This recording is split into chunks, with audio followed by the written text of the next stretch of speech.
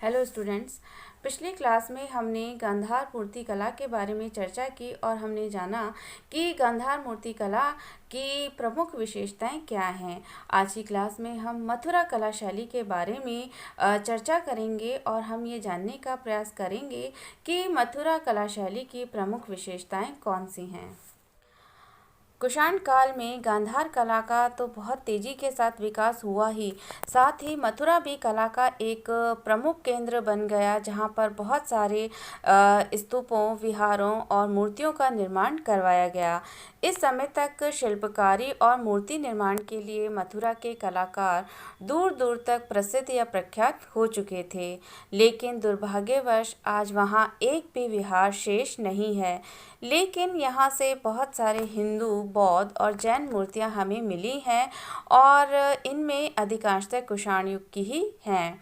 कनिष्क, हुविष्क और वासुदेव के काल में मथुरा कला का सर्वोत्कृष्ट विकास हमें दिखाई देता है और प्रारंभ में ये माना जाता था कि गांधार की बौद्ध मूर्तियों के प्रभाव और अनुकरण पर ही मथुरा की बौद्ध मूर्तियों का निर्माण हुआ था। लेकिन अब ये स्पष्टतः सिद्ध हो चुका है कि मथुरा की जो बौद्ध मूर्तियां हैं वो गांधार से सर्वथा स्वतंत्र थी और उनका आधार मूल रूप से भारतीय ही था।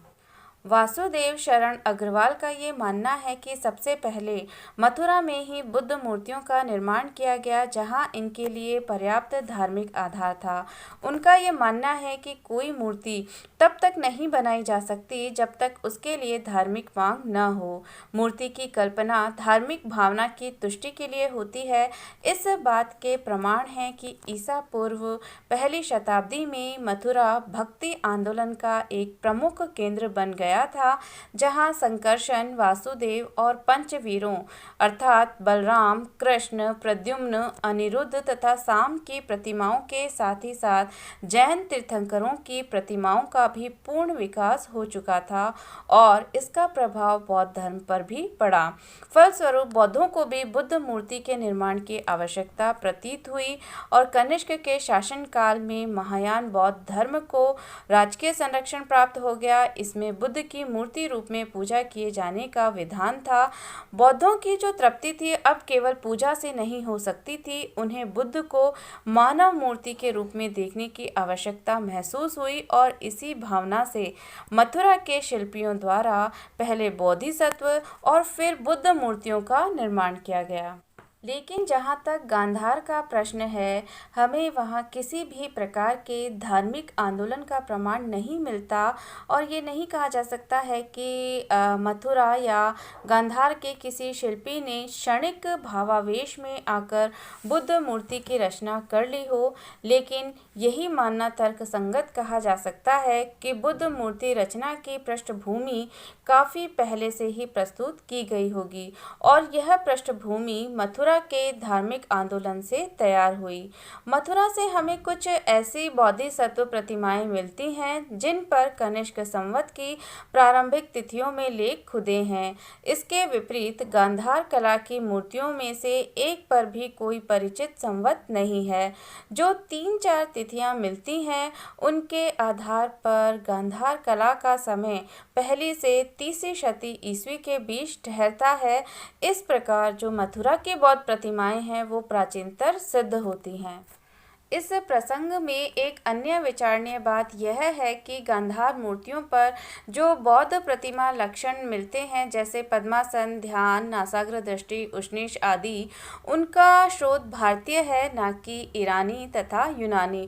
तो स्पष्टतः गांधार के शिल्पकारों द्वारा इन प्रतिमा लक्षणों को मथुरा के शिल्पियों से ही ग्रहण किया गया था, जो उनके पूर्व प्रतिमा लक्षणों से युक्त बोधिसत्व और बुद्ध की बहुसंख्यक प्रतिमाओं का निर्माण कर चुके थे। तो इस प्रकार स्पष्ट है कि बुद्ध मूर्तियां सबसे पहले मथुरा में गढ़ी गई और यदि वे गांधार में विदेशी कलाकारों द्वारा गढ़ी गई होती तो प्रतिमा लक्षण के विविध चिन्ह कदापि नहीं आए होते, क्योंकि यूनानी और ईरानी कला में इन लक्षणों का अभाव था। अग्रवाल महोदय ने मथुरा की बोधिसत्व तथा बुद्ध प्रतिमाओं का स्रोत यक्ष प्रतिमाओं, विशेषकर परखम यक्ष जैसी बड़ी प्रतिमाओं को माना है। मथुरा कला शैली में सीकरी रूप बल के लाल चित्तीदार पत्थर या श्वेत चित्तीदार पत्थर का इस्तेमाल होता था। मथुरा से बुद्ध और बोधिसत्वों की खड़ी और बैठी मुद्रा में बनी हुई मूर्तियां प्राप्त हुई हैं। उनके व्यक्तित्व में चक्रवर्ती और योगी दोनों का ही आदर्श हमें देखने को मिलता है। इन मूर्तियों में कटरा से प्राप्त जो मूर्ति है वो विशेष रूप से उल्लेखनीय कही जा सकती है, जिसे चौकी पर उत्कीर्ण लेख में बोधिसत्व की संज्ञा दी गई है। इसमें बुद्ध को भिक्षु वेश धारण किए हुए दिखाया गया है। वे बोधि वृक्ष के नीचे सिंहासन पर विराजमान हैं और उनका दायां हाथ अभय मुद्रा में ऊपर उठा हुआ है। उनकी हथेली और तलवों पर धर्म चक्र तथा त्रिरत्न के चिन्ह बनाए गए हैं। बुद्ध के दोनों ओर चामर लिए हुए पुरुष हैं और ऊपर से देवताओं को उनके ऊपर पुष्प की वर्षा करते हुए दिखाया गया है। तो इस प्रकार समग्र रूप से ये जो मूर्ति है वो कलात्मक दृष्टि से अत्यंत प्रशंसनीय कही जा सकती है। इसके अलावा मैत्रेय, काश्यप, अवलोकितेश्वर आदि बोधिसत्व मूर्तियां भी मथुरा से हमें मिलती हैं। गांधार मूर्तियों के विपरीत वे सभी आध्यात्मिकता और भावना प्रधान हैं। अनेक मूर्तियां वैदिक स्तंभों पर उत्कीर्ण हैं। बुद्ध के पूर्व जन्मों की कथाएं भी स्तंभों पर मिलती हैं। जन्म, अभिषेक, महाभिनिष्क्रमण, संबोधि, धर्मचक्र प्रवर्तन, महापरिनिर्वाण आदि उनके जीवन की विविध घटनाओं का कुशलतापूर्वक अंकन मथुरा कला के शिल्पियों द्वारा किया गया है। यहाँ के कलाकारों ने ईरानी और यूनानी कला के कुछ प्रतीकों को भी ग्रहण कर उन पर भारतीयता का रंग चढ़ा दिया और यही कारण है कि मथुरा की कुछ बुद्ध मूर्तियों में गांधार मूर्तियों के लक्षण दिखाई देते हैं। जैसे कुछ मूर्तियों में मूंछ और पैरों में चप्पल दिखाई गई है। कुछ उपासकों की भी मूर्तियां हैं जो अपने हाथ जोड़े हुए और माला ग्रहण किए हुए प्रदर्शित किए गए हैं। कुछ जो दृश्य हैं वो महाभारत की कथाओं का प्रतिनिधित्व करते हैं। मथुरा शैली में शिल्पकारी के भी सुंदर नमूने हमें मिलते हैं। बुद्ध और बोधिसत्व मूर्तियों के अलावा मथुरा से कनिष्क की एक सिर रहित मूर्ति हमें मिली है, जिस पर महाराज राजाधिराजा देवपुत्रो कनिष्क को अंकित है। ये खड़ी मुद्रा में है और 5 फुट 7 इंच ऊंची है। राजा घुटने तक कोट पहने हुए है। उसके पैरों में भारी जूते हैं। दायां हाथ गदा पर टिका है और वो बाएं हाथ से तलवार की मुठिया पकड़े हुए है। कला की दृष्टि से ये जो प्रतिमा है वो उच्च कोटि की कही जा सकती है, जिसमें मूर्तिकार को सम्राट की पाषाण मूर्ति बनाने में अद्भुत सफलता मिली है। इसमें मानव शरीर का यथार्थ चित्रण दर्शनीय है।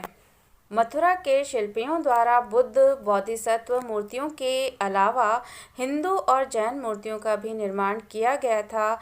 विष्णु, सूर्य, शिव, कुबेर, नाग, यक्ष और जैन तीर्थंकरों की पाषाण प्रतिमाएं भी हमें प्राप्त हुई हैं, जो अत्यंत सुंदर और कलापूर्ण हैं। जैन मूर्तियां 2 प्रकार की हैं, खड़ी मूर्तियां जो काउत्सर्ग मुद्रा में हैं और बैठी हुई मूर्तियां जो पद्मासन में हैं। तीर्थंकर प्रतिमाओं के वक्ष स्थल पर श्री वत्स का पवित्र मांगलिक चिन्ह अंकित है। इनकी चौकी पर लेख भी उत्कीर्ण हैं, जिनसे उनकी पहचान की जा सकती है। इस प्रकार मथुरा के कलाकारों का जो दृष्टिकोण था वो असांप्रदायिक था और उन्होंने बौद्ध, जैन और हिंदू सभी के लिए उपयोगी प्रतिमाओं को प्रस्तुत किया। यहाँ की बनी मूर्तियाँ सारनाथ, श्रावस्ती और अन्य केंद्रों में गई। मथुरा की कलाकृतियाँ विदेशी प्रभाव से मुक्त हैं और इस कला में भरहुत और सांची की प्राचीन भारतीय कला को ही आगे बढ़ाया गया है। तो इस प्रकार ये कहा जा सकता है कि गांधार और मथुरा कला शैली का भारतीय कला के क्षेत्र में अत्यंत महत्वपूर्ण योगदान रहा है।